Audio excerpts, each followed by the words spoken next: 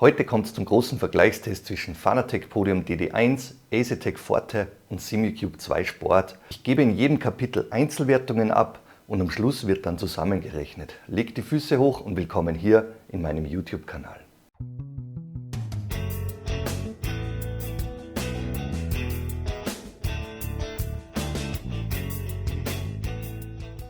Zu Beginn wie gewohnt der Disclaimer. Bei den Produkten handelt es sich um Testmuster, welche für Reviews und den Betrieb in meinem Testcenter vorgesehen sind. Sehr ausführliche Einzelreviews zu den heute gezeigten Produkten findet ihr bereits in meinem Kanal. Klickt auf Videos und blättert etwas zurück.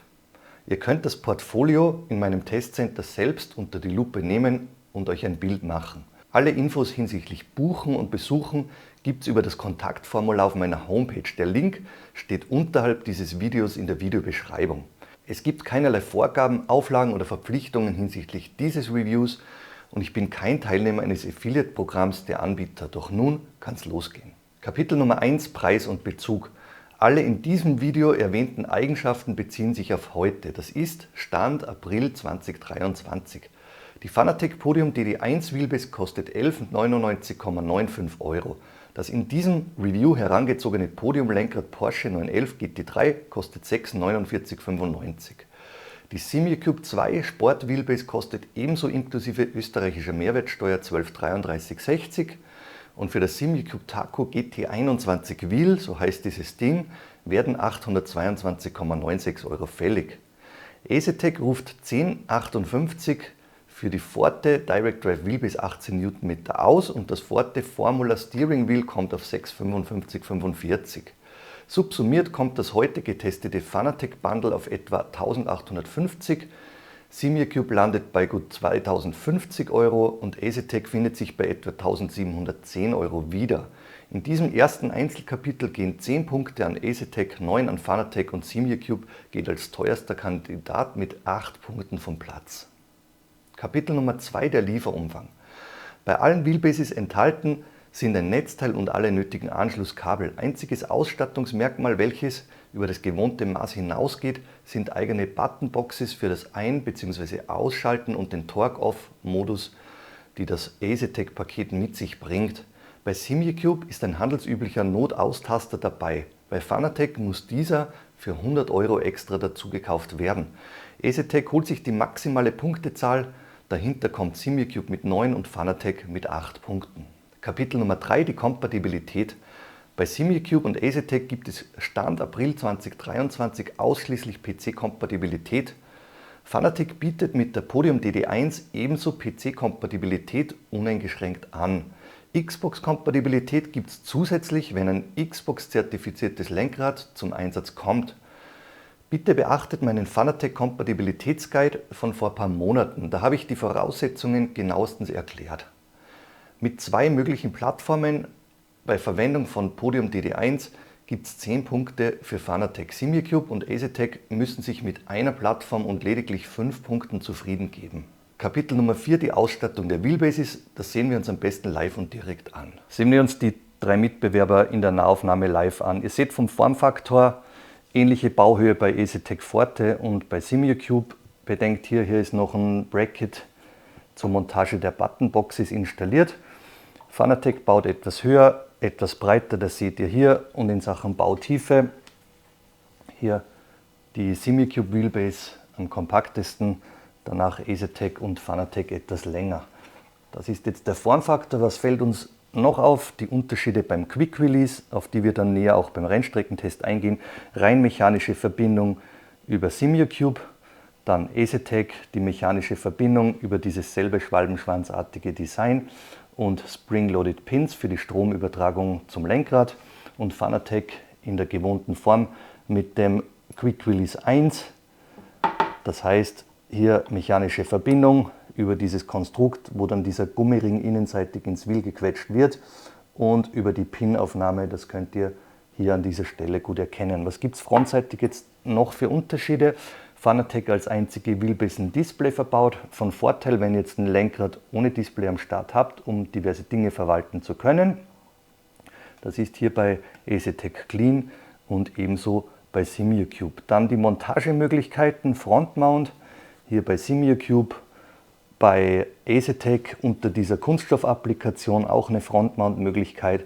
Bei Fanatec dienen diese M6-Löcher nicht zum Frontmount, sondern für Peripherie wie ein Dashboard zu montieren oder Static Shifter Pedals oder andere Peripherie.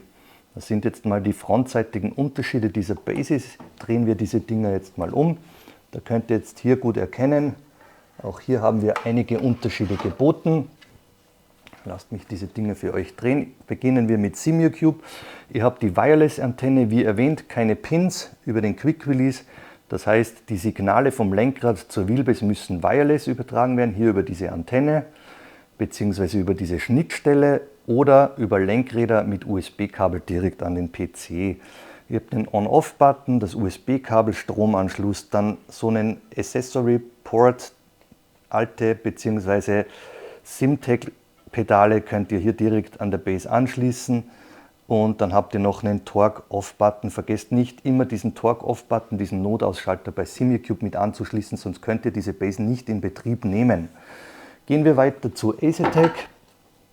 Hier habt ihr den Stromanschluss, dann USB-C-Kabel direkt zum PC und ebenso USB, ein gängiger Standard, um Peripherie anzuschließen. Das heißt, jegliche Peripherie, auch von Drittanbietern, könnt ihr hier über USB-C anschließen und diese Signale werden dann über die Base, über diesen Port zum PC durchgeschleift. Spart extrem viele PC-Anschlüsse, wenn ihr hier so einen Mix am Start habt. Dann die entsprechenden Boxes, das seht ihr hier, diese Switches, dieser On-Off-Switch bzw. dieser Torque-Off-Switch, den ihr hier seitlich montiert habt, die werden hier angeschlossen. Rückseitig bei Fanatec, da habt ihr hier, ich zeige euch in dieser Cam, diese proprietären Anschlüsse, das heißt nur Fanatec exklusiv, könnt ihr hier entsprechend Data E-Stop, das heißt ihr könnt einen Notausschalter bei Fanatec kaufen, der kostet 100 €.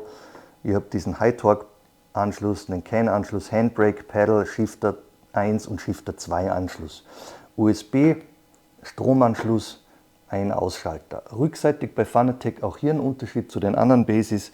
Ihr seht, hier ist ein relativ großer Lüfter verbaut und im Gegensatz dazu setzt Asetek auf Passiv, genauso wie SimiaCube, kein Lüfter verbaut. Auch wenn ihr hier so ein lüfterartiges Gitter seht, hier drinnen werdet ihr keinen Lüfter bei Asetek finden. Zusammengefasst, bei Fanatec habt ihr eben die frontseitig an der Wheelbase verbauten Gewindebohrungen für beispielsweise Static Shifter Pedals angebracht. Bei Asetek und SimiaCube können die Gewindebohrungen für den Front Mount mit einbezogen werden, so wie ich euch diesen mit einem Dashboard vor kurzem mit Usher Racing gezeigt habe.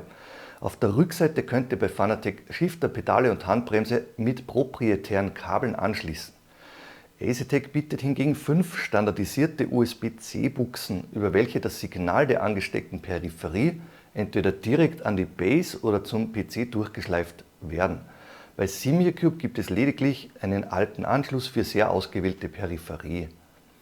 An der Unterseite, das bin ich euch noch schuldig, befinden sich bei Asetek Laufschienen für Nutensteine und Gewindebohrungen frontseitig für die Montage am Rig. Fanatec hat dies ausschließlich über Gewindebohrungen gelöst und macht die Podium DD1 mit einer Montage von unten oder seitlich kompatibel.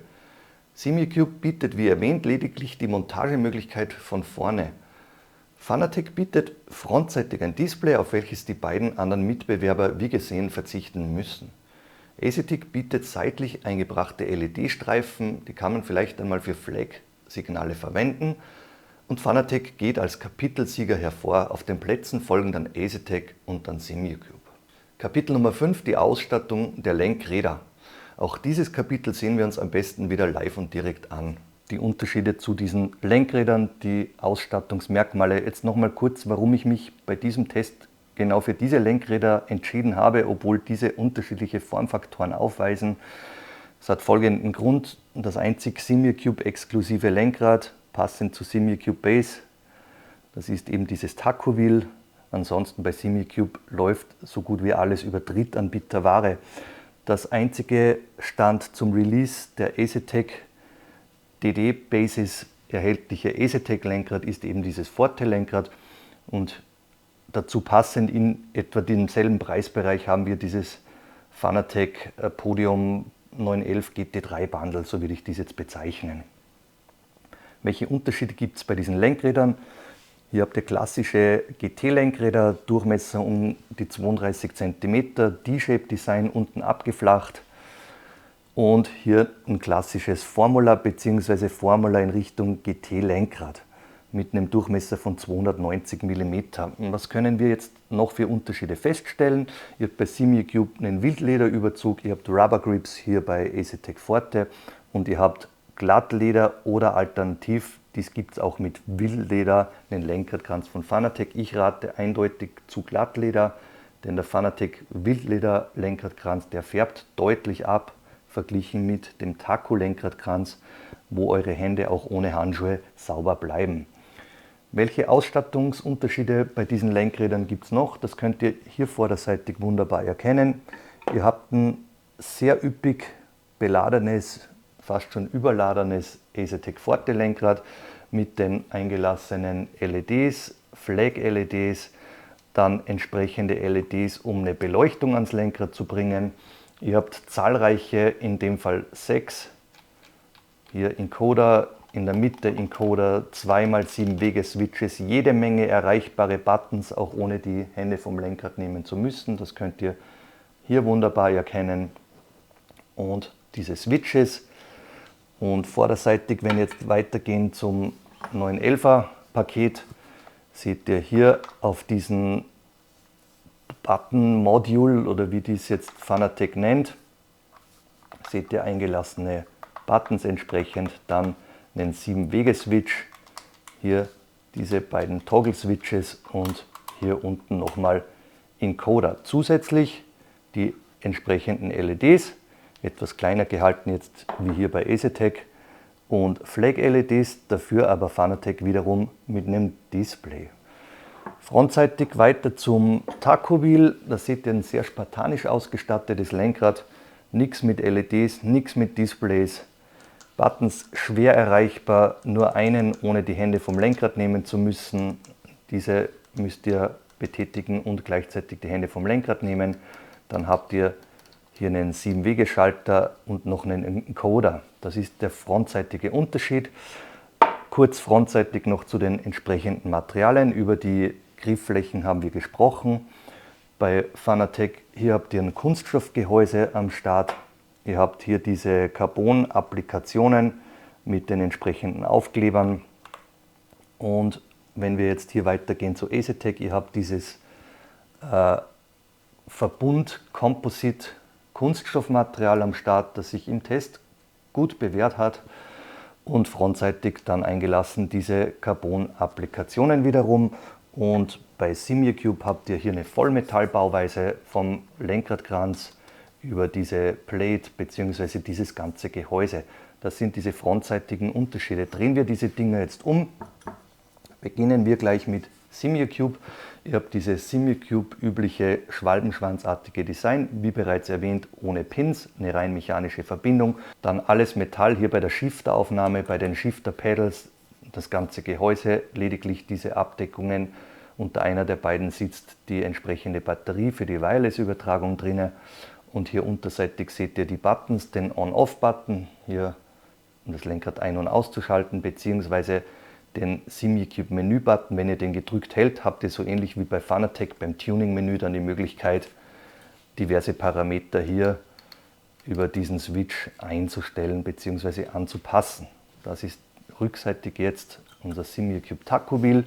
Gehen wir weiter zu EasyTech Forte Formula Wheel. Achtung, im Lieferumfang mit bei diesen um die 650 € habt ihr lediglich die Shifter Pedals, Upshift, Downshift. Diese Analog-Pedals unterseitig und diese oberseitigen Shifter-Pedals, die schlagen mit je um die 40 € pro Shifter-Paar zu Buche. Bedenkt dies. Dann, welche Unterschiede gibt es eben noch? Vom Quick Release, die mechanische Verbindung, schwalbenschwanzartiges Design, gleich wie bei Simucube, mit dem großen Unterschied, ihr habt hier die Kontaktflächen, die dann zu den Spring-Loaded Pins eine elektrische Verbindung herstellen. Was gibt es jetzt noch auf der Rückseite zu beachten?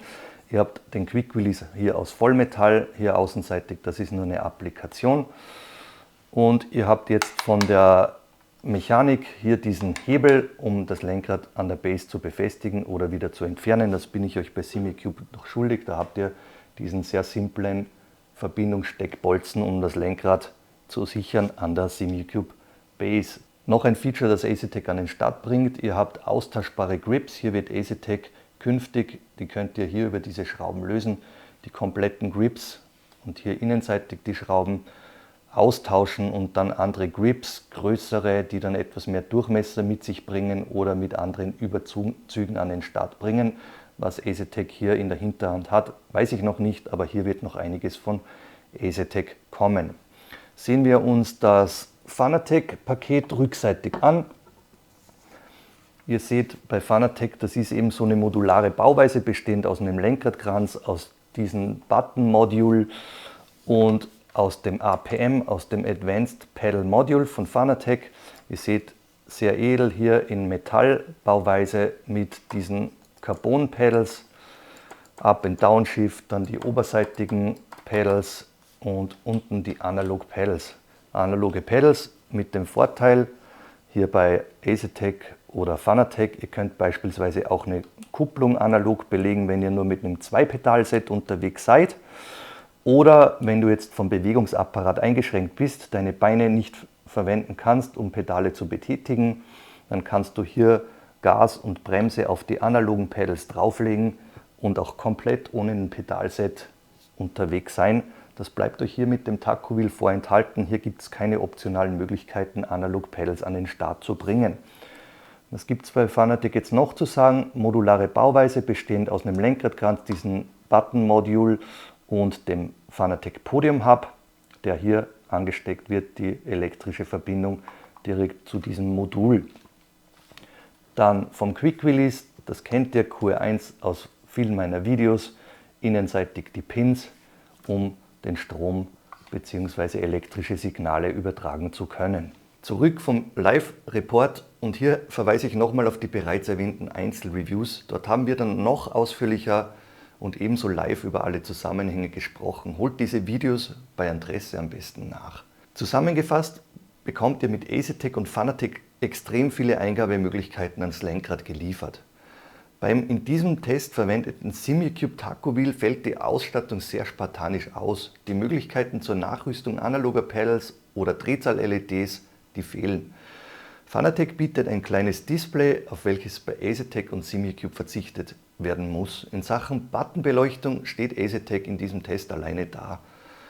Analoge Pedals können bei Asetek zu moderaten Preisen um die 40 € pro Paar nachgerüstet werden, genauso wie die oberseitigen Schalteinheiten.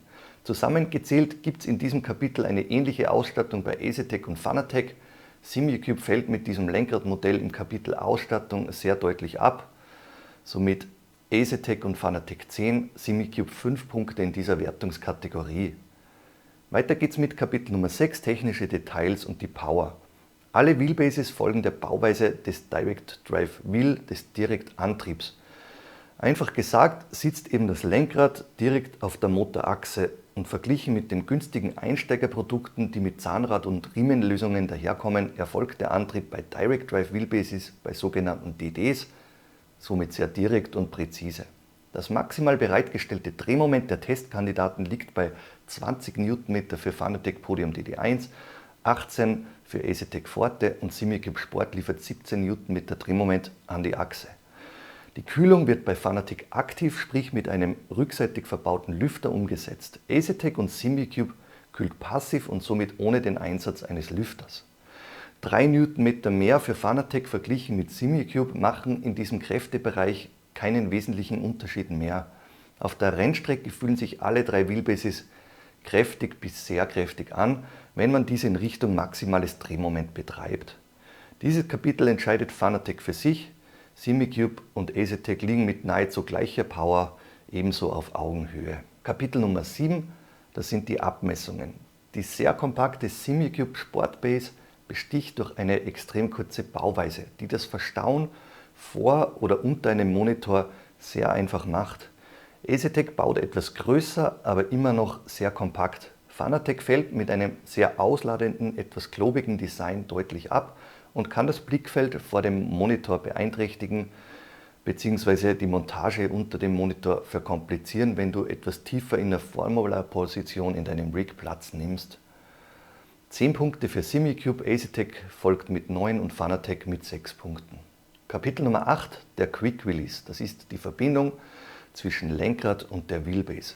Auch ein Thema, über welches wir sehr oft in Einzelreviews vor ein paar Wochen, vor ein paar Monaten, vor Jahren bereits ausführlich gesprochen haben. In diesem Kapitel zieht Asetek an allen derzeitigen Mitbewerbern am Markt vorbei. Eine ausgezeichnete mechanische Verbindung, Pins für die elektrische Schnittstelle und der einfachste Lenkradtausch stehen bei Asetek am Papier. SimiCube bietet über den Quick Release ausschließlich eine mechanische Schnittstelle, die über einen extra Pin gesichert werden muss. Die Datenübertragung bei SimiCube von Lenkrad zur Base muss wireless geschehen, drahtlos. Bei anderen Lenkradmodellen muss ein USB-Kabel zum PC zum Einsatz gebracht werden. Mittlerweile gibt es Drittanbieter wie Cube Controls, die auch auf Bluetooth als mögliche Schnittstelle setzen. Fanatec bietet mechanische und elektrische Verbindung über die Pins. Das Quick Release Design fällt aber in Sachen Spielfreiheit und Anwenderfreundlichkeit deutlich ab. Asetek 10, SimiCube 7 und Fanatec 5 Punkte lautet meine persönliche Punktewertung in diesem Kapitel. Weiter geht's mit Kapitel Nummer 9, Material und die Haptik. Die Wheelbase, Gehäuse und Motoren bestehen bei allen aus Metall. Stirnseitig gibt es bei Fanatec und Asetek Kunststoffapplikationen. Beim Lenkrad überzieht Fanatec wahlweise mit Wildleder oder Glattleder. SimiCube bringt beim Taco Wheel Wildleder zum Einsatz, welches verglichen mit Fanatec nicht abfärbt, und Asetek setzt haptisch gesehen auf eher durchschnittliche Rubber Grips. Die Buttonbetätigung ist bei beiden, bei Asetek und Fanatec, Standardkost. Das SimiCube Wheel setzt sich hierbei nach oben hin ab. Die Schaltmechanik hat bei Fanatec und SimiCube High-End-Charakter, Asetek fällt dabei in Richtung Mittelmaß ab. Die Schaltmechanik bleibt bei der Betätigung bei allen Mitbewerbern relativ leise. Beim Lenkrad setzt SimiCube auf Vollmetall, Fanatec auf einen Materialmix aus Metall und Kunststoff und Asetek setzt ausschließlich Verbundkunststoff ein. 10 Punkte für das Vollmetall SimiCube Wheel, 8 für Fanatec und Asetek geht mit einem zwar soliden, aber haptisch abfallenden Verbundkunststoff und nur 5 Punkten vom Platz. Kapitel Nummer 10, die Verarbeitung. Hier gibt es nicht viel zu berichten. Die Verarbeitung ist bei Asetek und Fanatec auf einem hohen Niveau, bei SimiCube auf einem sehr hohen Niveau. Saubere Kanten, kein Grat, sehr sauber eloxiert, bedruckt. Abgesehen von manchen eingesetzten Materialien entsprechen alle Produkte einem hohen bis sehr hohen Verarbeitungsstandard. Unterschiede in der Kapitelwertung Verarbeitung kann ich hier nur marginal feststellen. 10 Punkte für SimiCube, die anderen beiden Kandidaten mit je 9 Punkten knapp dahinter. Kapitel Nummer 11, die Akustik. Bei SimiCube und Asetek dringen keine metallischen Geräusche von der Wheelbase nach außen. Man vernimmt kein Klackern oder Krachen bzw. Schlagen aus dem Inneren der Wheelbase über den Quick Release. Damit sind diese Wheelbase absolut schlafzimmertauglich, auch wenn man mit rauen Settings unterwegs ist. Ich persönlich fahre immer mit sehr rauen Settings mit minimaler Dämpfung, um die Effekte noch deutlicher, noch transparenter durchspüren zu können. Aber auch hiermit sind bei diesen beiden Bases keine mechanischen Geräusche vernehmbar. In diesem Kapitel muss man bei Fanatec Abstriche machen. Die Unterschiede der Bauweise haben wir im vorangegangenen Kapitel Quick Release besprochen. Und hier kommt dann der Nachteil bei Fanatec einer nicht ganz spielfreien Verbindung zwischen Lenkrad und Motorachse zum Tragen. Mit rauen Settings können Klackergeräusche entstehen, Vibrationsgeräusche, die im Wohnzimmer womöglich störend sein können.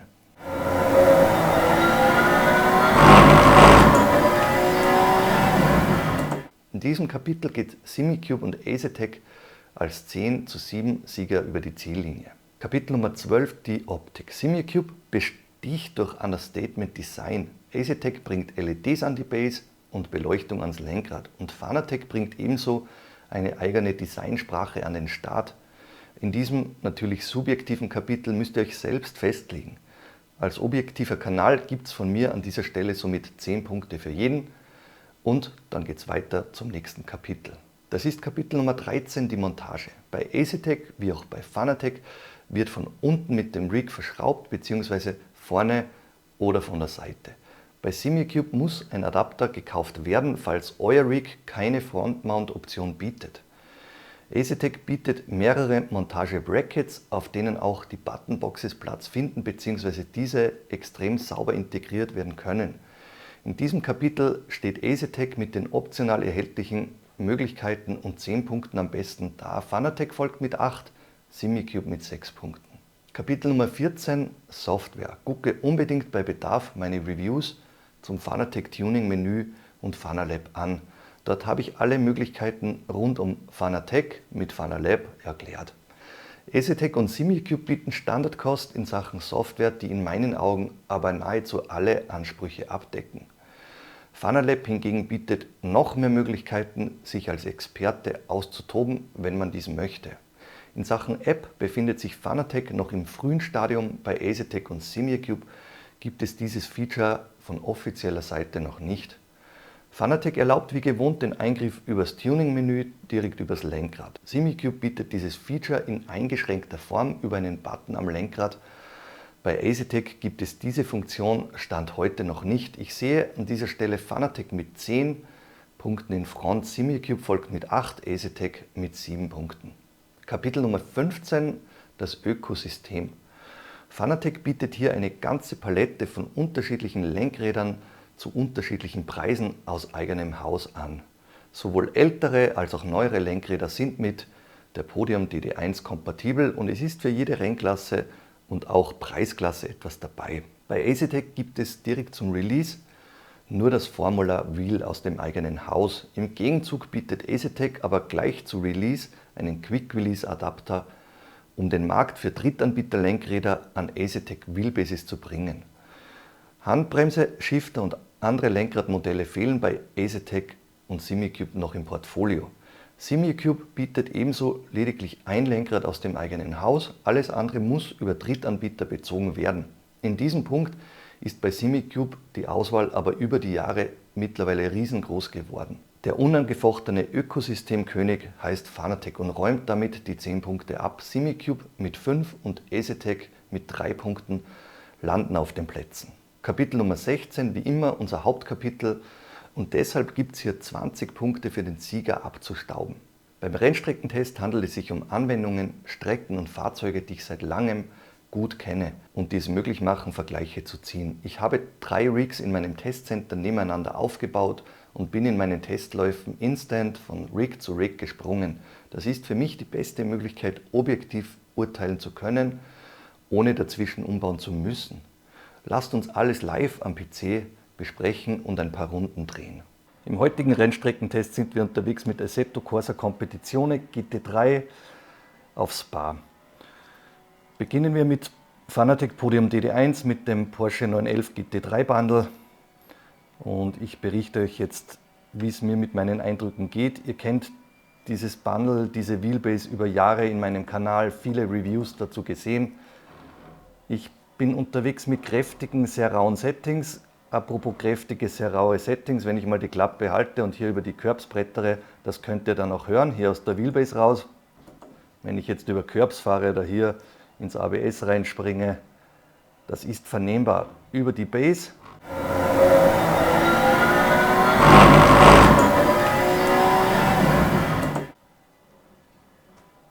Beziehungsweise über den Quick Release, der hier bei diesem Bundle nicht absolut spielfrei arbeitet.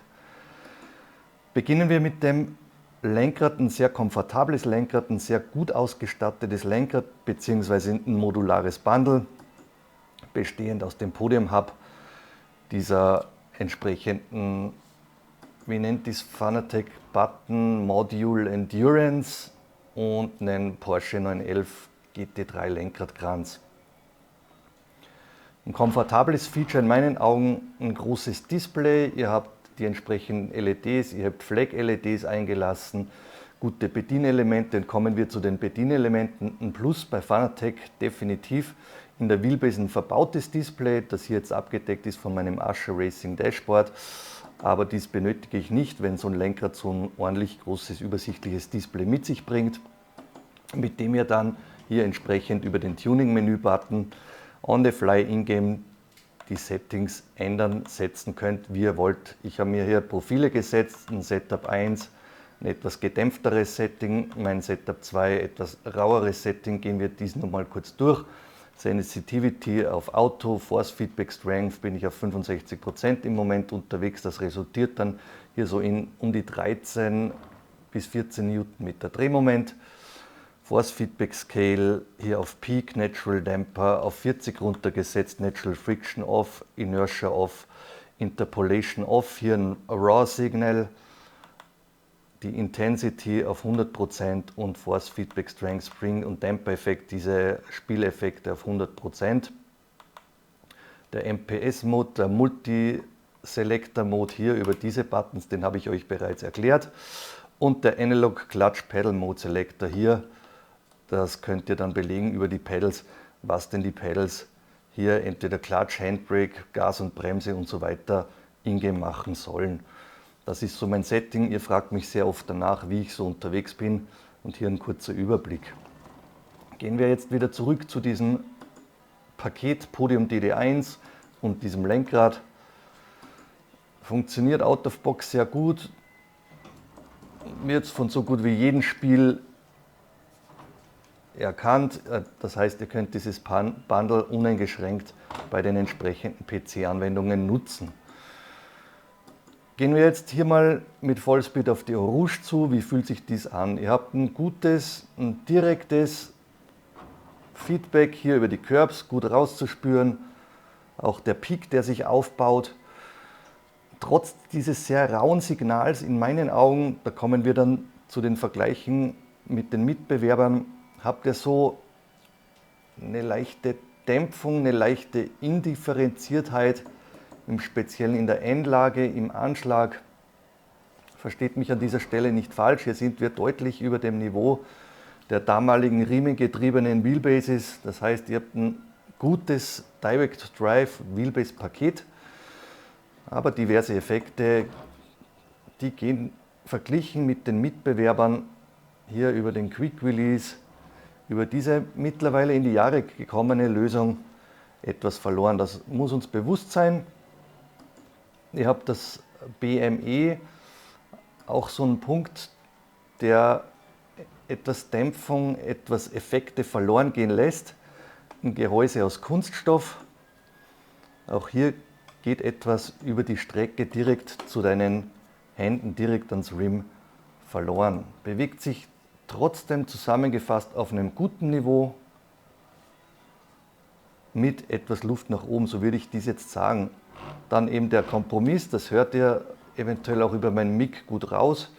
Wenn ihr jetzt raue Settings verstärken wollt, ungefiltert unterwegs sein wollt, wenig Dämpfung hier drauflegt, dann heißt es, hier etwas mit der Geräuschkulisse einen Mittelweg zu finden, wenn du in einer hellhörigen Wohnung unterwegs bist. Denn dieses Magnetic Shifter Paket, dieses APM, dieses arbeitet sehr leise. Gehen wir jetzt auf die Effekte nochmal hier, die Kanalgitter, die sind rauszuspüren, nicht extrem stark rauszuspüren, aber ihr fühlt, dass hier neben der Strecke diese Kanalgitter eingelassen sind und hier der Übergang über die Curbs zu diesen eingelassenen Kanalgittern, auch das ist unterschiedlich vernehmbar. Das soll es jetzt gewesen sein mit unserem Podium DD1 Runden hier in Spa. Ein gutes Drive-Paket für euch, langstreckentauglich, so zusammengefasst, mit Stärken hier in der Bedienung, in der Übersicht, in den Features, mit dem Display, mit den LEDs, mit den Profilen und mit Abstrichen in Sachen Quick Release, mit leichten Abstrichen in Sachen Force Feedback Verhalten. Und so springen wir zum nächsten Paket. Wir schnappen uns jetzt die EasyTech Forte Wheelbase und das Forte Formula Lenkrad und ich melde mich in Kürze bei euch. Weiter geht's mit der EasyTech Forte Wheelbase und dem Forte Formula Lenkrad. Ein Paket, das ich ebenso für euch sehr, sehr ausführlich reviewt habe. Das war schon Spielfilmlänge mit über 1,5 Stunden. In diesem detaillierten Einzelreview guckt dabei Bedarf nochmal rein. Jetzt zurück zum Rennstreckentest. Selbes Szenario, Assetto Corsa Competizione. Hier an der Eau Rouge könnt ihr erkennen Spa mit einem 911 GT3. Was gibt es auf den ersten Rückblick jetzt zu berichten. Auch mit dieser Wheelbase und Lenkrad-Kombo bin ich seit mehreren Monaten mittlerweile unterwegs, habe hier auch Langzeiterfahrungen gesammelt. Läuft auch alles bei mir stabil, ohne Probleme, gleich wie mit Fanatec Podium DD1 über Jahre. Was ihr jetzt beim Umstieg von Fanatec hier auf EasyTech sofort spürt auf den ersten Metern, ist einfach eine bessere, eine direktere Verbindung zwischen der Wheelbase und dem Lenkrad über einen spielfreien Quick Release. Das fällt euch sofort auf bei diversen Effekten, bei der Direktheit dieses ganzen Pakets. Wenn ihr jetzt wie hier über die Curbs fährt, ihr habt ja dann keine Geräusche mehr, wenn ihr mit rauen Settings unterwegs seid, über diese Lenkrad- und Wheelbase-Verbindung. Das ist ein Argument, ein Punkt, der für einige von euch eventuell wichtig sein kann, wenn ihr in hellhörigen Wohnungen unterwegs seid, aber nicht auf die rauen Effekte verzichten wollt. Dann kann dies ein schlagendes Argument werden. Was hinzukommt, sind, dass diverse feine Effekte, wie hier seitlich von der Strecke diese Kopfsteinpflaster, hier oder innenseitig, die spürt ihr nochmal etwas detaillierter raus. Auch hier diese rechts eingelassenen Kanalgitter für den Wasserablauf neben der Strecke. Auch das ist sehr gut, sehr direkt, wunderbar rauszuspüren. Und nochmal ein Ticken einfach präziser als dies jetzt Fanatec Podium DD1 in Kombination mit dem 911 GT3 Lenkrad-Bundle an den Start bringt. Auch hier haben wir nochmal den Übergang, das seht ihr hier seitlich, dieses feine Kanalgitter, dieses eingelassene, dann hier wieder Curb, Kanalgitter. Ihr hört auch hier jetzt Vibrationen, die kommen aber nicht von diesem Lenkrad- und Wheelbase-Paket. Das wird direkt über mein Rig hier, über das Simetic K2R übertragen. Da könnte man hier noch etwas rausnehmen an Effekten, wenn euch dies jetzt über dieses Rig stört oder euer Rig entsprechend irgendwie dämpfen und diesbezüglich die Geräuschemissionen nochmal runter zu reduzieren. Ja, gehen wir jetzt nochmal mit Vollspeed durch die Eau Rouge, gucken wir, wie sich das Force Feedback aufbaut. Ich bin jetzt auch hier wieder mit sehr rauen Settings unterwegs, um die 65% Drehmoment Power. Super aufbauendes Feedback, wunderbarer Gegendruck am Lenkrad, spürbar hier durch die Eau Rouge. Und diese 65%, die resultieren wiederum, das seht ihr am Force Feedback Meter, wenn ich jetzt hier so einen leichten Slalom hier produziere, auf der rechten Seite sind wir irgendwo bei 13, maximal 14 Newtonmeter gelandet von den 18, die uns die Forte Wheelbase maximal bereitstellt. Das ist ein kräftiges Setting für so ein eher kompaktes 290 mm Formula-Lenkrad. Und jetzt hier noch ein paar Worte über dieses Lenkrad. Sehr gut gelungen bei diesem Lenkrad, das gefällt mir über längeren Zeitraum wirklich gut, sind diese sehr deutlich nach außen gezogenen LEDs. Ich mag dies, weil du guckst da nicht ständig konzentriert hier auf deine LEDs, aber in deiner Peripheriesicht über deine Augen siehst du, wie sich die Drehzahl hier aufbaut, nach außen hin fortsetzt und dieses Feature bzw. diese nach außen gezogenen LEDs, die gefallen mir persönlich sehr gut. Die Lenkradbeleuchtung wie immer subjektiv, ist eine Geschmackssache, die könnt ihr bei Bedarf auch ausschalten, anpassen, die Farben, alles einstellen, wie ihr dies wollt. Und ihr habt ein sehr, sehr üppig ausgestattetes Lenkrad hier am Start. Ihr habt 3 Thumb-Encoder, ihr habt jede Menge erreichbare Buttons, ihr habt diese Switch-Schalter, ihr habt 2 7-Wege-Joystick am Lenkrad, das heißt, es ist ein extrem üppig ausgestattetes Lenkrad hier mit diesen Encodern in der Mitte und in diesem Dreier-Vergleichstest auf jeden Fall das extrem üppig ausgestattete, das best ausgestattetes Lenkrad dieses Vergleichstests. Ja, das soll es jetzt gewesen sein mit den Forte-Testmetern. Auch ein Bundle, das ihr bei mir im Langzeittest am Start habt, beziehungsweise wenn ihr mich in meinem Testcenter besuchen wollt, dann könnt ihr diese Vergleiche selbst ziehen. Fanatec Podium, EasyTech und natürlich dann auch unser SimiaCube Bundle, über das wir jetzt dann in Kürze sprechen werden. Ich melde mich in Kürze bei euch. Zum Abschluss unseres Rennstreckentests wiederum Assetto Corsa Competizione, selbes Szenario, Porsche 911 GT3, hier auf einem SimLab X1 Pro Rig, die Motion kommt von Simrig SR2, montiert klarerweise jetzt die SimiCube 2 Sport Wheelbase mit dem SimiCube Taco Wheel. Und der Vollständigkeit halber auf dem Simitic K2R hatten wir die Cube Controls SP01 Pedale und hier die Asetec Forte Pedale am Start. Wiederum sehr raue Settings eingestellt über die SimiCube Software. Drehmoment im Bereich 75% der SimiCube 2 Sport Wheelbase. Das resultiert dann wiederum in um die 14 Newtonmeter Drehmoment, die für meine Präferenzen mit so einem großen Lenkrad 32 cm, 33 cm Durchmesser perfekt zusammenlaufen. Jetzt gleich mal hier durch die Eau Rouge durch.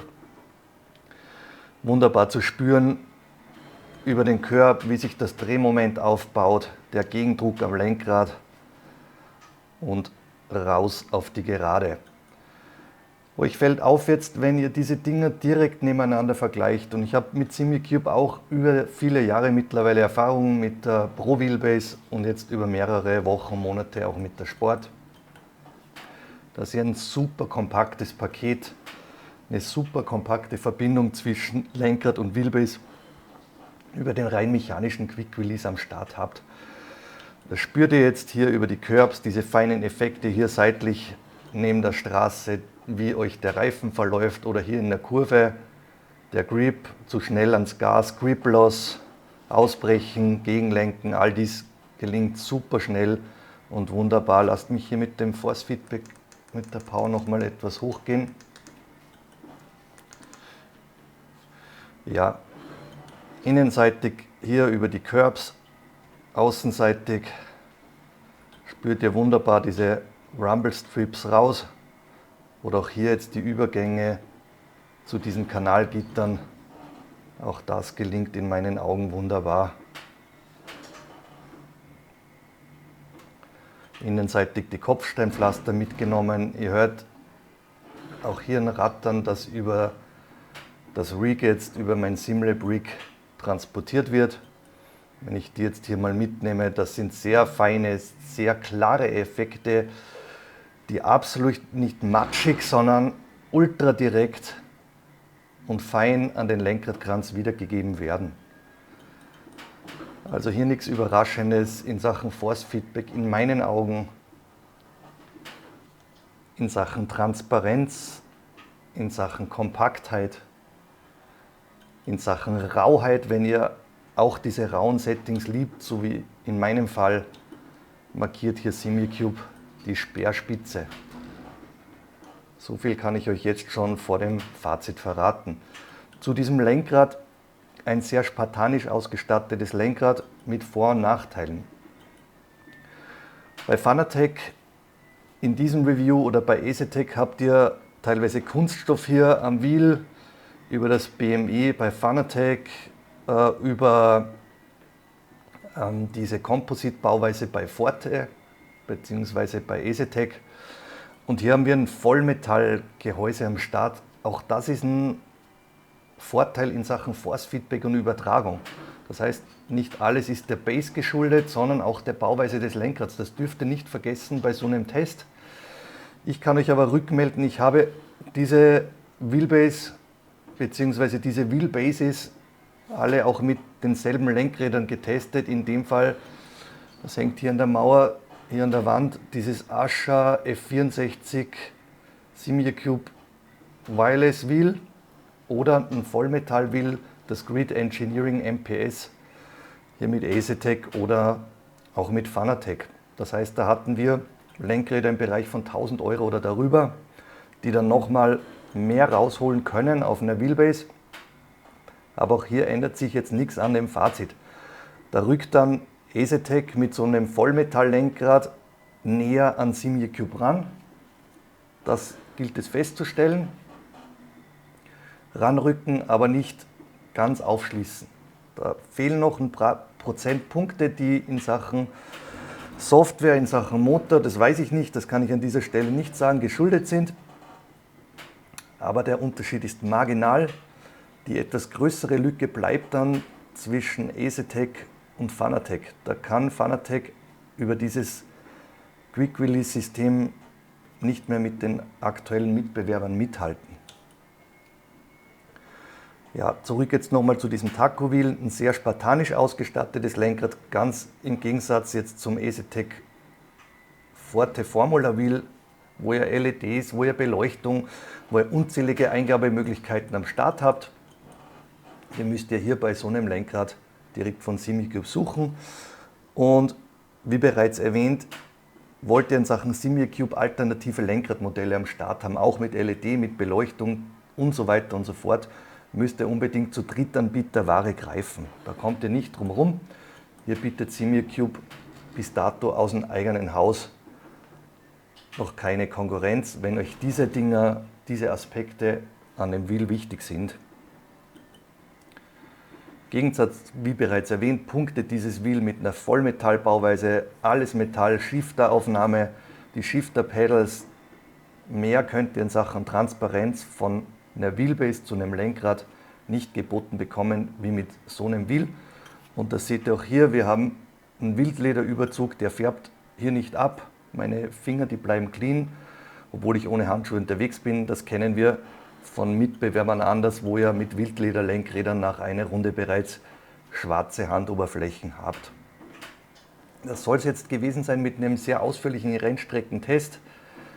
Wir fassen alles dann nochmal zusammen. Ich drehe diese Runde noch fertig und melde mich in Kürze bei euch wieder.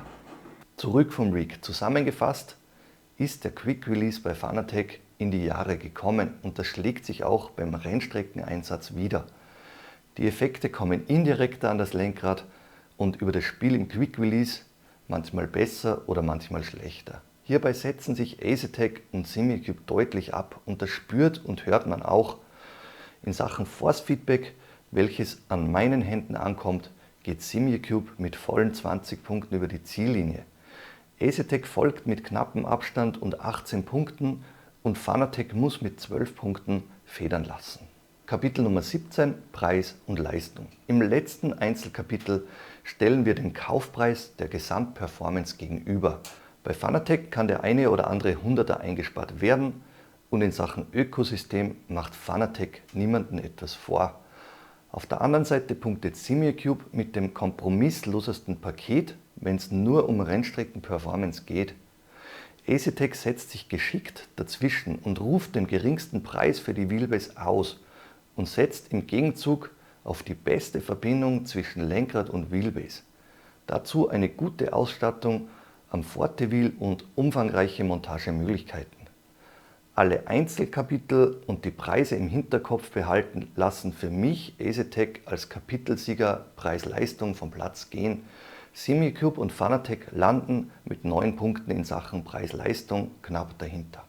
Kommen wir auf die Zielgerade. Alle Pros und Cons wurden in den Einzelkapiteln gegenübergestellt und so geht es weiter mit der Abrechnung, dem Fazit, Zielgruppe und der Kaufempfehlung.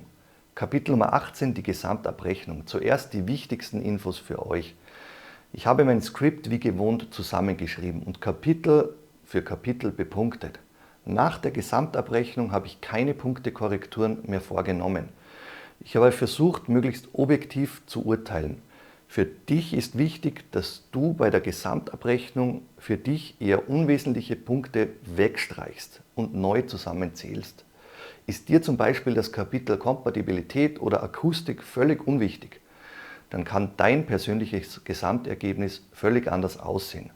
In meiner persönlichen und natürlich als Mensch auch immer subjektiven Gesamtabrechnung geht EasyTech als knapper Sieger vom Platz. Wie knapp dies unterm Strich war, das hat mich wiederum überrascht. Beachtet in diesem Punkt, dass dies eine Momentaufnahme ist. Ich kenne weder EasyTechs, SimiCubes noch Fanatec's Timeline für die Entwicklung neuer Produkte. Vielleicht müssen wir in ein paar Tagen, in ein paar Wochen, in ein paar Monaten neu bepunkten und komplett neu zusammenzählen. Kapitel Nummer 19, das ist das Fazit und die Kaufempfehlung. Die Mitbewerber bedienen in meinen Augen 3 unterschiedliche Zielgruppen. Auf der einen Seite steht der Fanatec-Anwender, der sich auf der Plug-and-Play-Seite wiederfindet und in Sachen Ökosystem aus dem eigenen Fanatec-Haus vollschöpfen kann. Abstriche in Sachen Rennstrecken-Performance bzw. Quick Release müssen dabei in Kauf genommen werden. SimiCube spricht den Enthusiasten an, der sich vom Konsolenbetrieb gänzlich verabschiedet hat und dessen einziger Fokus auf der maximalen Rennstrecken-Performance via PC liegt. Der SimiCube-Anwender bzw. die SimiCube-Anwenderin schreckt auch nicht zurück, sich mit Drittanbieterlösungen auseinanderzusetzen. Asetek kommt als neuer Player auf den Markt und sucht die Lücke. Dies gelingt in meinen Augen sehr gut. In Sachen Ökosystem heißt es aber, bei Asetek noch Geduld zu haben. Die Basis ist mit einem gelungenen Quick-Release-System und anderen Features auf jeden Fall zukunftsreif. Vom spannenden Ausblick seid ihr am Zug. Wie hat euch dieser mega große Vergleich gefallen? Wie sieht eure persönliche Punktewertung aus? Habt ihr bereits mit diesen Systemen Erfahrungen gesammelt und zu welchem System würdest du greifen? Nimm dir bitte Zeit, lass mich dies in den Kommentaren wissen, das würde mich persönlich sehr freuen.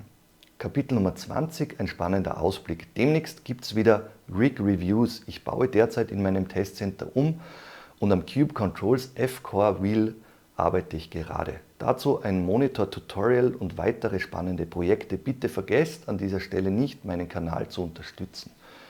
Dieser und auch mein Testcenter lebt ausschließlich von euren Spenden und Besuchen.